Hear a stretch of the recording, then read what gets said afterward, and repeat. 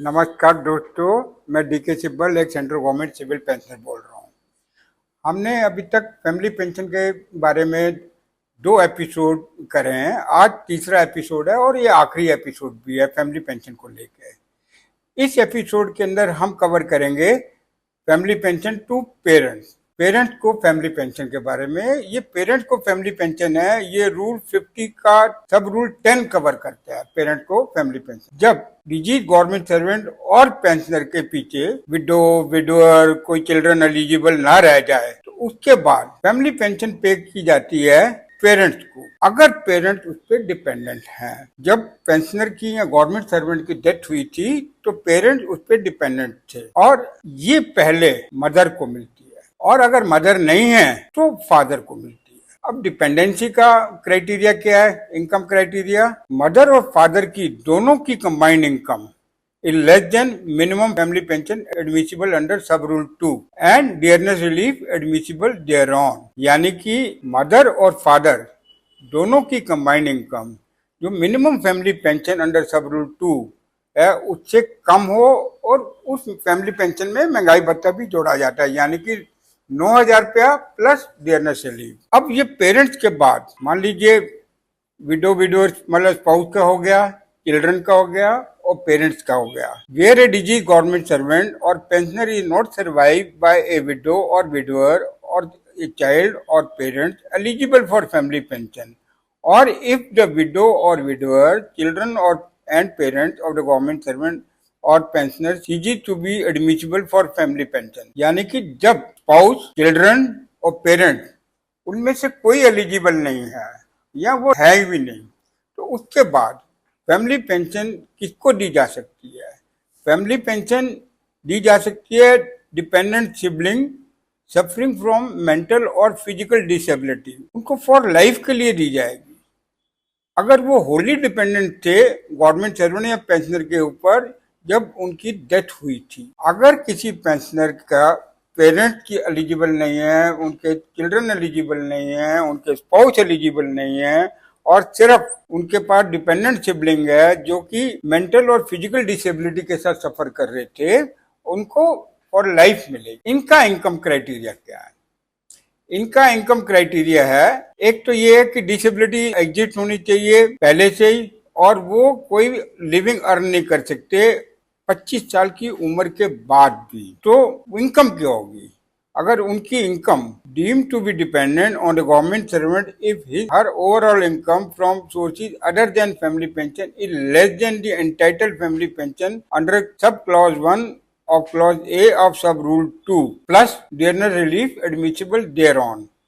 ये जो सब क्लास 1 है क्लॉज ए का और सब रूल 2 का, वो है 30% ऑफ पे, जिसको हम ऑर्डिनरी फैमिली पेंशन भी कहते हैं। जो ऑर्डिनरी फैमिली पेंशन बनती उससे कम इनकम है तो डिपेंडेंट सिबलिंग को भी मिले। ये रूल 50 का सब रूल 11 का क्लॉज बी के अंदर आता है। अब इसके अलावा आज एक चीज और बताना चाहते हैं कि family pension is not an income to get another family pension, यानी कि family pension admissible to a person consequent on the death of a government servant or pensioner shall not be considered as income for the purpose of determination of eligibility for family pension under this rule consequent on the death of another government servant or pensioner, subject to the condition that some of both the family pension shall not exceed the limit specified in sub rule 13।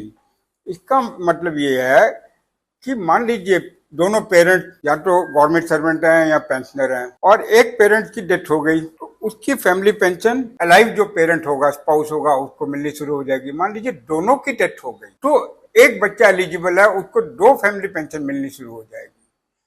तो अगर जो उसकी पहली family pension है वो income नहीं मानी जाएगी दूसरी फैमिली पेंशन। फिर इसके अलावा एक और है, grant of 2 family pension to a member of family from 2 different sources in respect of the same government servant pensioner. कोई रेस्ट्रिक्शन नहीं है कि 2 फैमिली पेंशन एक फैमिली मेंबर को दी जाए डिफरेंट सोर्सेज की सेम गवर्नमेंट सर्वेंट पे। मान लीजिए एक गवर्नमेंट सर्वेंट पहले डिफेंस में नौकरी करता था, उनके मिलिट्री फैमिली पेंशन है और बाद में वो सिविल साइड में आ गया तो सिविल फैमिली पेंशन हो जाएगी। तो उनका जो सर्वाइविंग जो एलिजिबल मेंबर होगा फैमिली पेंशन का, उसको दोनों तरफ से फैमिली पेंशन मिलेगी। एक मिलिट्री सर्विस की मिलेगी, दूसरी सिविल सर्विस की मिलेगी। यहाँ एक सर्विस उसने किसी ऑटोनोमस बॉडी में करी है और दूसरी सर्विस सेंट्रल गवर्नमेंट डिपार्टमेंट में करी है। Family pension in case both husband and wife are government servant and are governed by this provision of this rule. One of them dies while in service after retirement. Family pension in respect of the disease shall become payable to the surviving husband and wife. And in the event of death of husband and wife, अगर मान लीजिए दोनों का death हो जाता है तो the surviving child और children eligible, जो eligible बच्चे होंगे, shall be granted two family pension in respect of deceased parents subject to the limits specified below namely. यानी कि हस्बैंड वाइफ दोनों गवर्नमेंट सर्वेंट है, एक की डेथ हो गई तो दूसरे को फैमिली पेंशन मिल जाएगी। मान लीजिए अगर दोनों की डेथ हो गई और कोई एलिजिबल बच्चा है तो उसको दोनों फैमिली पेंशन मिलेंगी। उसमें कंडीशन क्या है? अगर मान लीजिए if the surviving child or children is or are eligible to draw two family pension at the rate mention in sub class 2। सब क्लास 2 वो है जिसके अंदर 50% फैमिली पेंशन मिलती है, और सब क्लास 3 वो है जिसके अंदर भी 50% फैमिली पेंशन मिलती है ऑफ क्लॉज ए ऑफ सब रूल 2। उस समय दोनों फैमिली पेंशन जो मिलेंगी उसकी लिमिट होगी 1,25,000। और अगर उनमें से if one of the family pension ceases to be payable at the rate mention in sub class 2 और सब क्लास 3, यानी कि एक उनमें से फैमिली पेंशन है वो 50% की रेंज से हट जाते हैं और उसके बदले उन्हें ऑर्डिनरी रेट पे मिलनी शुरू हो जाती है जो कि सब class 1 of clause A of सब रूल 2 है। तो उस केस के अंदर भी फैमिली पेंशन की लिमिट हो जाएगी 1,25,000। इस रूल में ये बताता है, मान लीजिए दो फैमिली पेंशन में से एक फैमिली पेंशन 50% के लिए रेट पे एलिजिबल है, दूसरी फैमिली पेंशन 30% के रेट पे एलिजिबल है, तो उस केस में एक को जो दो फैमिली पेंशन मिलेगी उसकी भी जो लिमिट होगी 1,25,000 होगी। और तीसरी कंडीशन ये है, अगर if both the family pension are payable at the rate mention in sub class 1 of clause A of sub rule 2, the amount of two family pension shall be limited to 75,000।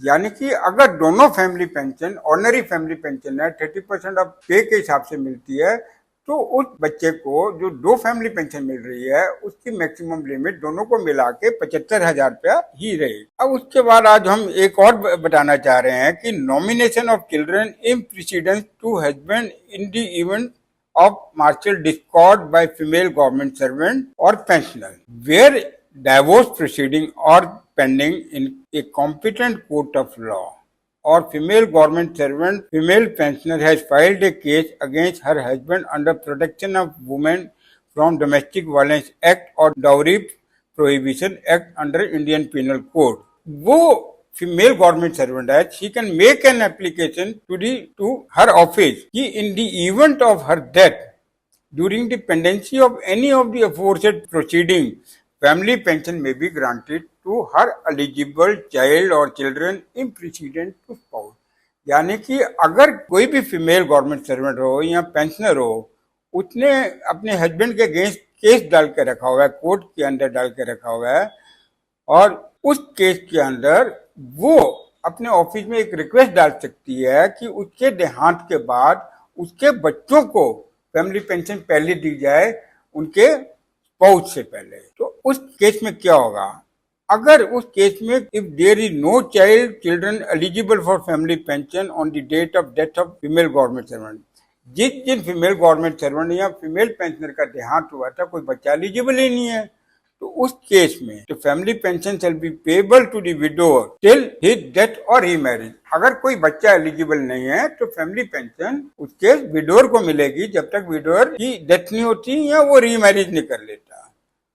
अगर if she survive by minor child or children suffering from disorder or disability of mind including mentally retarded, उस case के अंदर the family pension of deceased shall be payable to widower provided he is the guardian of such child If widower ceases to be guardian, then the family pension shall be paid to the child through actual guardian. Where the minor child has attained the age of majority and remain eligible for family pension, the family pension shall be paid to such child children.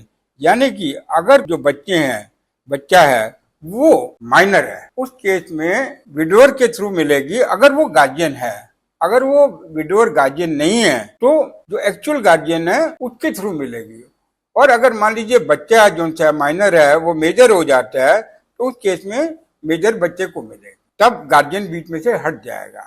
एक और है, बहुत important है, charge with the offence of murdering the government servant or abetting in the commission of such an offence. If a person who in the event of death of a government servant while in service is eligible to receive family pension under this rule is charged with the offence of murdering the government servant or for abetting in the commission of such an offence, the family pension shall not be paid to such person till the conclusion of criminal proceeding instituted against him.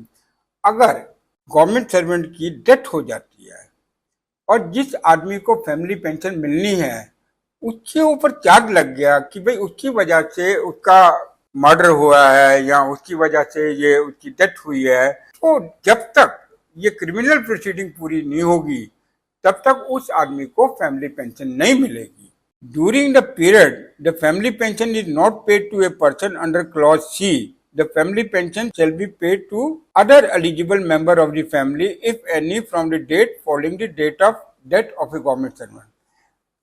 जिसके against charge है उसको नहीं मिलेगी और जो दूसरा eligible person है उसको फैमिली पेंशन मिलेगी। हाँ, eligibility of family pension on conviction और एक्विटेंस, अगर जिसके अगेंस्ट चार्ज था वो कन्विक्ट हो जाता है तो वो फैमिली पेंशन के लिए डिबार हो जाएगा, उसको कभी फैमिली पेंशन नहीं मिलेगी। और अगर वो इक्विट हो जाता है तो उसको फैमिली पेंशन मिलनी शुरू हो जाएगी from the date of such acquittal, और जो दूसरे आदमी को फैमिली पेंशन मिल रही होती है वो बंद कर दी जाएगी। यानी कि इसमें ये है कि अगर आपके अगेंस्ट चार्ज प्रूव हो जाता है, आप कन्विक्ट हो जाते हैं, तो आपको फैमिली पेंशन नहीं मिलेगी। अगर आप इक्विट हो जाते हैं और आप बरी हो जाते हैं तो आपको फैमिली पेंशन मिलनी शुरू हो जाएगी उस डेट से जब से आप इक्विट हुए थे। और ये जो प्रोविजन अभी ऊपर बताए हैं ये गवर्नमेंट सर्वेंट के हैं, लेकिन ये पेंशनर को भी यही लगेंगे। The provision of clause C to clause E shall also apply to family pension becoming payable on the death of a government servant after his retirement. यानी कि ये पेंशनर के केस में भी लगेंगे। हाँ, इसमें एक एक्सप्लेनेशन भी है। For the purpose of this sub-rule, the charge of murdering or abetting in murder of the government servant will include the charge abetting the death by suicide. तो अगर आपकी वजह से सुसाइड है तो वो भी उसी चार्ज के अंदर आएगा। अगर आप कन्विक्ट हो जाते हैं तो फैमिली पेंशन नहीं मिलेगी, एक्विट हो जाएंगे तो डेट ऑफ एक्विटल से फैमिली पेंशन मिलने शुरू हो जाएगी। धन्यवाद। आशा करता हूँ ये आपको समझ आ गया होगा, और अगर आप कुछ जानना चाहते हैं तो आप हमारे दिए गए ईमेल एड्रेस पे आप पूछ सकते हैं, और समय रहते हुए हम उसका जल्दी से आपका जवाब देंगे और जल्दी ही प्रस्तुत होंगे एक नए एपिसोड के साथ। धन्यवाद, नमस्कार।